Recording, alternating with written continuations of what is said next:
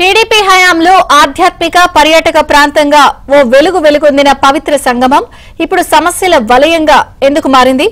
జగన్ రెడ్డి చేసిన తప్పిదాలతోనే పవిత్ర సంగమ ప్రాంతం అపరిశుభ్రంగా మారిందా? Watch the story.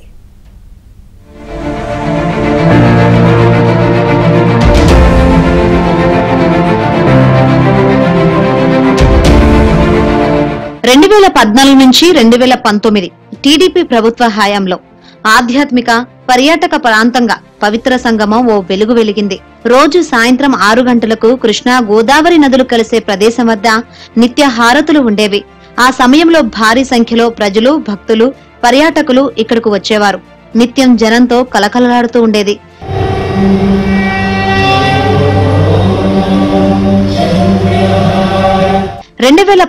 లో అధికారంలోకి వచ్చిన వైసీపీ పవిత్ర సంగమం నిర్వహణను గాలికొదిలేసింది.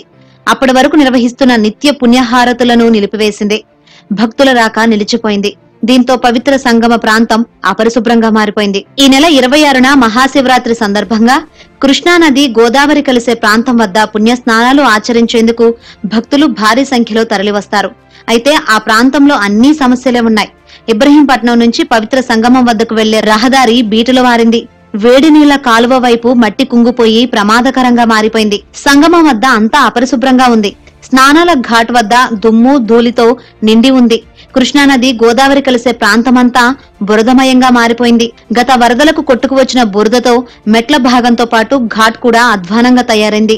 వాటర్ ఇక్కడ సంగమంలో ఇక్కడ కలుపుతూ అనేది ఇక్కడ కృష్ణానదిలో కలుస్తుంది కాబట్టి కృష్ణా గోదావరి సంగమం అని చెప్పనేసి ఒక పవిత్ర స్థలాన్ని ఇక్కడ ఏర్పాటు చేసి ఇది ఒక మార్మెంట్ కింద ఒక పుణ్యక్షేత్రంగా చెయ్యాలని చెప్పని ఒక చంద్రబాబు గారు ఎంతో పెద్ద తలంపుతో ఇక్కడ ఇంత ఘాటు కట్టి ఇన్ని కోట్ల రూపాయలు ఖర్చు పెట్టి ఇంత గ్రీనరీ ఇవన్నీ పెంచితే జగన్మోహన్ రెడ్డి వచ్చిన తర్వాత దీని మీద ఒక రూపాయి కూడా ఖర్చు పెట్టుకోకుండా సర్వనాశనం చేసి గేదెలను తిరిగే విధంగా చేసుకొచ్చాడు. పోలీస్ పోస్టుల్లో పోలీసులు ఉండడం లేదు.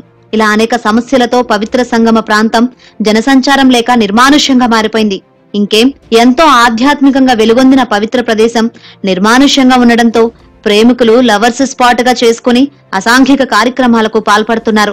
ఇక బయో టాయిలెట్స్ నిరుపయోగంగా ఉన్నాయి. టాయిలెట్స్ అరేంజ్ చేస్తున్నామండి. రిపేర్స్ కొంచెం టైం పట్టే పరిస్థితి ఉంది కాబట్టి ఒక 10 మగవారికి అమ్మాయిలకి సపరేట్ గా toilets as well as changing rooms, ముఖ్యంగా ఆడవారికి చేంజింగ్ రూమ్స్ కావాలి కాబట్టి అవి కూడా ఒక 5 సపరేట్ గా ఆడవారికి ఏర్పాటు చేస్తున్నామండి. వాళ్ళకి ఎటువంటి ఇబ్బంది కలగకుండా కలిసికట్టుగా ఉండి మహాశివరాత్రి ఫెస్టివల్ ప్రజలకి, కొండపల్లి మున్సిపాలిటీలో ఉన్న ప్రజలకి, చుట్టుపక్కల గ్రామాల వారికి ఎటువంటి ఇబ్బంది లేకుండా అన్ని సౌకర్యాలు మా పరిధిలో మేము చేయడానికి అన్ని విధాలా సంసిద్ధమై ఉన్నామండి. కృష్ణా గోదావరి పవిత్ర సంగమం వద్ద ఇప్పుడు పునరుద్ధరణ పనులు ఓ కొలిక్కి వస్తున్నాయి.